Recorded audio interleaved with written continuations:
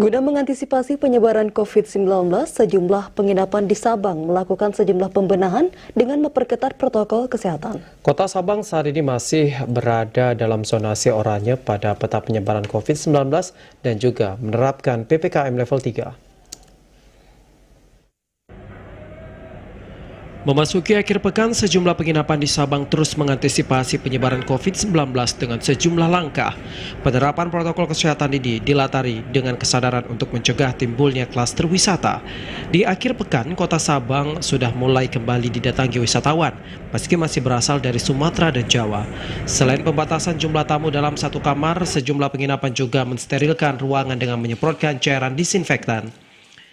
Menurut Supervisor Nagoya Inch Mirza, penginapannya sudah menerima tamu dari luar, namun tetap melaksanakan protokol kesehatan agar dapat menjamin kesehatan wisatawan.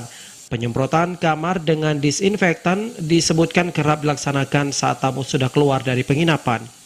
Kita memang sudah menerima tamu dari luar, cuma kita masih ada pembatasan wilayah. Dan kalau memang tamu yang sudah sampai ke hotel kita juga melakukan prokesnya seperti masker dan juga untuk mencuci tangan selalu, dan juga kita pada saat ada tamu pas keluar itu kita melakukan disinfektan.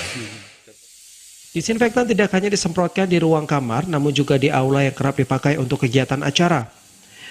Dari awal tahun, penginapan ini secara bertahap sudah menerima tamu dari luar Sabang. Dari 21 kamar, tiap kamar hanya dibolehkan diisi 2 orang tamu saja.